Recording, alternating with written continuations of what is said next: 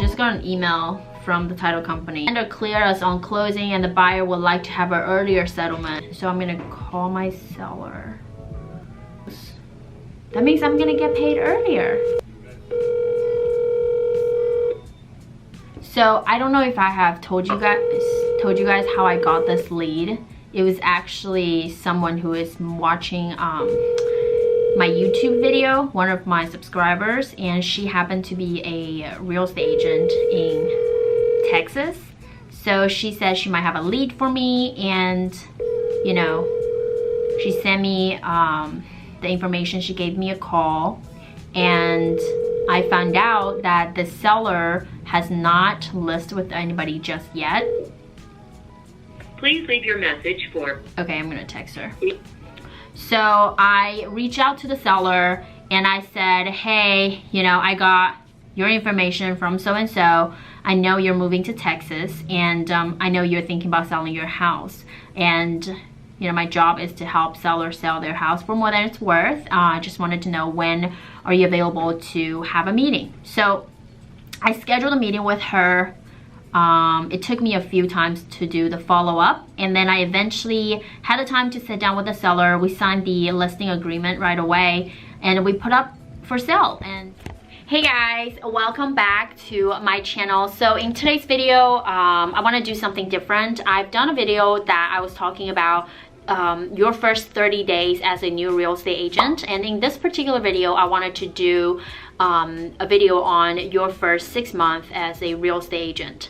So me myself, if you guys watch my video, I have been in the business for about 2 years now. I'm going in my 3rd year selling real estate, and I am going to be featuring one of my coworkers, and she is the newest member of Canon Realty Group, and I'm gonna bring her in my vlog and just ask her a few questions and see, you know, how she feels and how is she doing with her 6 months in her new real estate journey.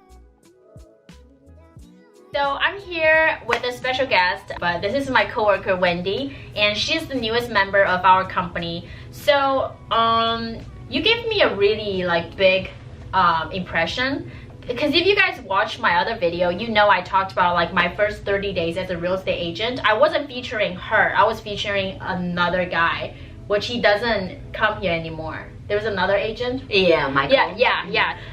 But when Wendy comes to our office, she was very, you know, polite, and she was introduced herself to everyone here. So she knocked on my door, and then she's like, hey, I actually watched a YouTube video. So because of that, I started to kind of, you know, help her out a little. So if I have buyers here and there, right now I don't really deal with any buyers, so I give it to Wendy for her to, you know, help me with the buyer side.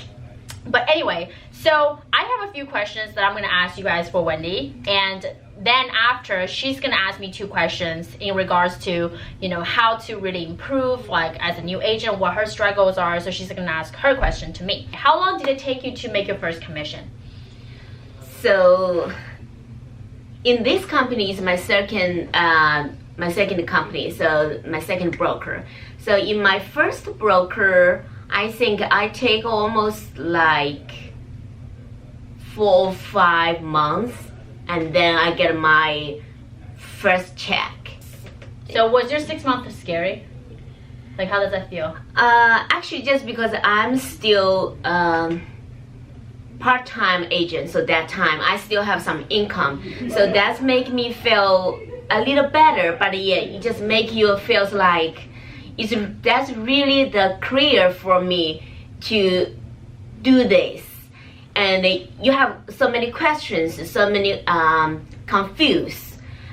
Basically, it's like you're gonna come into a lot of problems, a lot of confusions, struggles, but you just kind of have to head on. You kind of have to do it. You have to accept it, especially as new. So it took me about 4 months, and took Wendy about 6 months to get our first deal. So it was never really easy.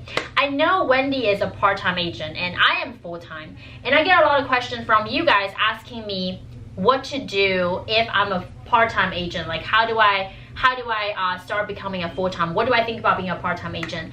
For me, I think if you want to make a lot of money in real estate, you should always aim for full-time.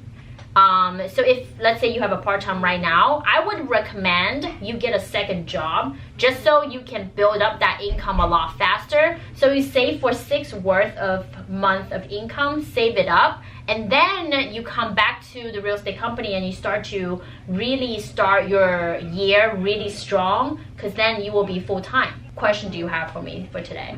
So right now, I already been in real estate this field for almost like 1.5 years. So where I get the income? What is the routine can keep my activation to get all the buyers or listing, or just like you have so many questions, but what is the routine for the daily? Then push you go to you get the business, because this is your own business. So that's my really the big question for Nuna. So do you prefer to work with buyer or seller right now as a new agent? So that's the thing. Buyer or seller? I get whatever I can have, but I prefer maybe the buyer. Okay, so buyer is usually more hands-on. It's a lot easier because you're showing the home, you're putting in an offer, and boom, it's done. But as far as seller goes, it take the yield over term is way longer. So you have to prospect, you have to follow up. You know, they might not be ready this year, then it's gonna be a lead for the next year. So what I recommend right now is figure out a way that you can gather more buyers. So what are your lead generation for buyers right now? So mostly I get from my friend and so sphere of influence.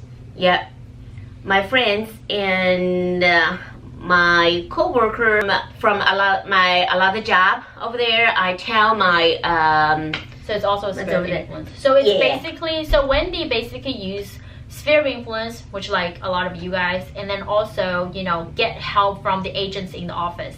So do you do any extra work? Like, do you pay for leads at all? No? No. Not at the moment? Okay. So do you have any social media? Do you have like YouTube or Instagram, Facebook?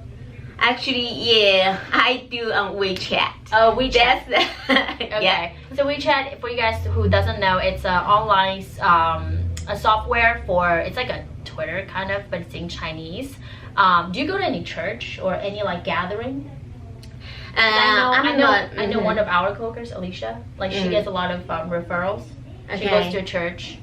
Yeah, I'm not doing the church, but I'm get some event with my son's classmates. Because my son's the swimming, so we have the swimming club. So I'm pretty just join over there, do the volunteers, and talk with all the mommies if they need any help, or they have some friends need something, and just let me know. I'm always be there, try to give some information, and for free I'm just help them. Yeah, try to get some information. I think whatever she's doing is right, and you guys should do if you don't talk to her sphere of influence. But at the same time, I think what I think it could be a good idea for you is to really start practicing some scripts. So if you go on YouTube, you're gonna find a lot of scripts for sale by owners and expireds.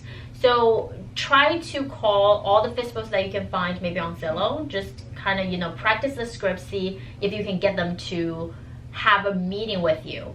Or if you think that might be hard to schedule a listing appointment, maybe you can start to pop up at their open houses to do some previews for the FISBO. So just so you can get a vibe of how it feels like to working with a seller. I mean, if you, I don't think paying leads is bad as long as you know how to handle them.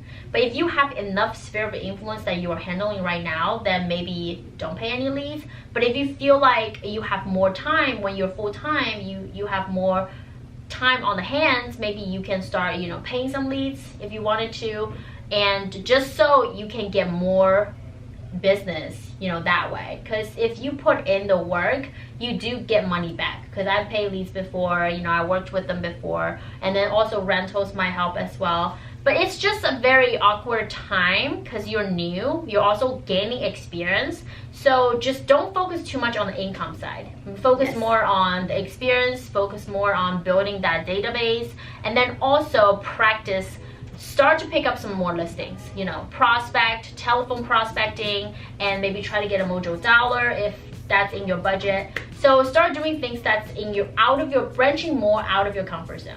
So that's something that I would say. But anyways, so I hope you guys enjoyed this video, and thank you so much, Wendy, for coming to my channel. And if you guys have any questions, just leave a comment down below, and be sure to subscribe to my channel and like this video. This is Luna over here. I will talk to you guys in the next one. Bye. Yeah, thank you. Bye.